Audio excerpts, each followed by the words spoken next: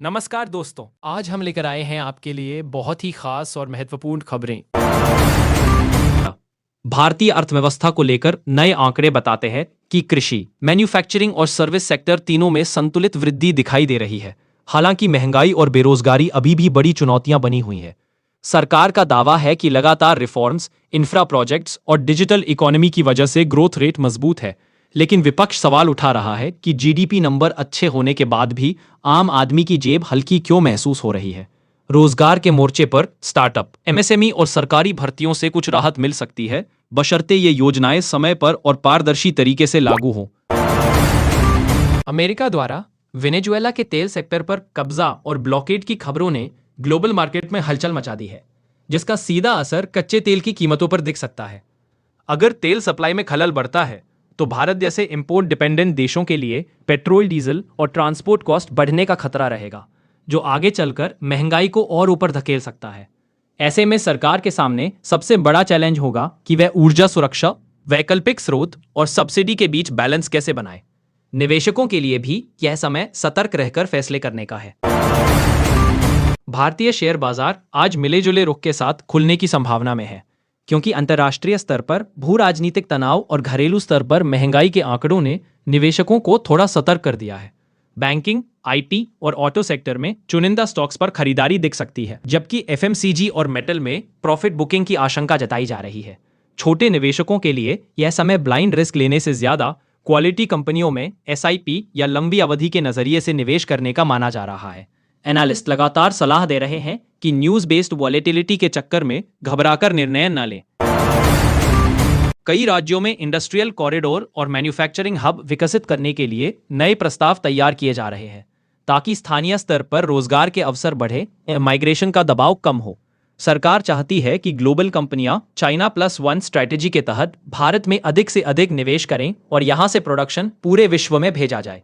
अगर ये योजनाएं जमीन पर सही तरह उतरती हैं तो युवाओं के लिए स्किल बेस्ड जॉब्स, अप्रेंटिसशिप और स्टार्टअप साझेदारी जैसे कई नए दरवाजे खुल सकते हैं। डिजिटल पेमेंट्स, यूपीआई और फिनटेक सेक्टर में भारत लगातार नया रिकॉर्ड बना रहा है, लेकिन इसके साथ फ्रॉड और डेटा प्राइवेसी की चिंताएं भी तेजी से बढ़ रही हैं। एक तरफ दुनिया भारत की पेमेंट टेक्नोलॉजी मॉडल की तारीफ कर रही है, तो दूसरी तरफ आम यूजर्स रोज नई ठगी की घटनाओं का सामना कर रहे हैं। विशेषज्ञ मानते हैं कि अगर रेगुलेशन, सिक्योरिटी और यूजर अवेयरनेस पर एक साथ जोर न दिया गया तो भरोसे की कमी इस ग्रोथ स्टोरी को धीमा कर सकती है। आने वाले समय में डिजिटल करेंसी और सेंट्रल बैंक डिजिटल टोकन पर भी बहस तेज होने वाली है। वेनेजुएला पर अमेरिकी सैन्य अभियान और राष्ट्रपति निकोलस मादुरो की गिरफ्तारी ने पूरी दुनिया में राजनीतिक हलचल मचा दी है। संयुक्त राष्ट्र सुरक्षा परिषद की आपात बैठक में कई देशों ने इस कार्रवाई पर नाराजगी जताई और इसे संप्रभुता के उल्लंघन के तौर पर देखा है। दूसरी ओर अमेरिका का तर्क है कि यह कदम लोकतंत्र और मानवाधिकार बहाली के लिए उठाया गया है। सड़कों पर हजारों लोग फ्री आवर प्रेसिडेंट के नारे लगाकर विरोध कर रहे हैं, जिससे लैटिन अमेरिका में अस्थिरता और बढ़ सकती है। रूस यूक्रेन युद्ध में एक बार फिर तनाव बढ़ा है, क्योंकि नई मिसाइल और ड्रोन हमलों की खबरें सामने आई हैं, जिनमें आम नागरिकों की जान गई है। यूरोपीय देशों ने इस हमले की निंदा करते हुए रूस पर और सख्त आर्थिक प्रतिबंध लगाने की बात कही है, जबकि रूस इसे अपनी सुरक्षा के लिए जरूरी सैन्य कार्रवाई बता रहा है। लंबे समय से चल रहे इस संघर्ष का असर वैश्विक अर्थव्यवस्था, ऊर्जा सुरक्षा और खाद्य सप्लाई पर पहले ही दिख चुका है, और अब शांति की उम्मीदें और कमजोर होती दिख रही हैं। इजराइल और गाजा को लेकर हालात फिर से गंभीर हो रहे हैं, क्योंकि नई रिपोर्ट्स में 2 और फिलिस्तीनी नागरिकों की मौत की खबरें हैं और कई मानवीय संगठनों पर पाबंदी लगाने की योजनाएं सामने आई हैं। संयुक्त राष्ट्र महासचिव ने इजराइल से अपील की है कि वह राहत कार्य कर रही एजेंसियों पर लगे प्रतिबंध हटाए, ताकि जमीन पर फंसे आम लोगों तक दवाई, पानी और भोजन पहुंच सके। अंतर्राष्ट्रीय समुदाय अब दबाव बढ़ा रहा है कि दोनों पक्ष कम से कम मानवीय मुद्दों पर तो तुरंत कदम उठाएं।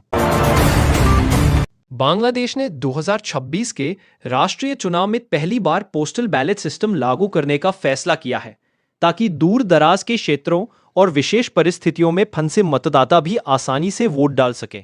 चुनावी सुधार के इस कदम की देश विदेश में चर्चा हो रही है, क्योंकि इससे पारदर्शिता और भागीदारी दोनों बढ़ सकती है, लेकिन साथ ही इसके दुरुपयोग और सुरक्षा को लेकर सवाल भी उठ रहे हैं। चुनाव आयोग पर अब जिम्मेदारी होगी कि वह टेक्नोलॉजी और सिस्टम को इतना मजबूत बनाए कि नतीजों पर किसी तरह का शक न रहे। खाड़ी देशों में भी कूटनीतिक हलचल जारी है, जहां एक तरफ यूएई के प्रधानमंत्री शेख मोहम्मद बिन राशिद अल मखतूम के 20 साल पूरे होने पर विशेष कार्यक्रम हुआ, वहीं दूसरी तरफ ईरान ने आर्थिक संकट से निपटने के लिए लोगों को दी जाने वाली सब्सिडी में बड़ी बढ़ोतरी की है। विशेषज्ञ मान रहे हैं कि इस क्षेत्र की राजनीतिक स्थिरता और ऊर्जा नीतियां आने वाले सालों में दुनिया की अर्थव्यवस्था पर गहरा असर डालेंगी। ऐसे समय में भारत जैसे देशों के लिए बैलेंस्ड कूटनीति बेहद अहम हो जाती है। अगर आपको ये वीडियो पसंद आया हो तो इसे लाइक जरूर करें, अपने दोस्तों और परिवार के साथ शेयर करें। कमेंट में बताएं आपकी कौन सी खबर सबसे ज्यादा प्रभावित करने वाली लगी।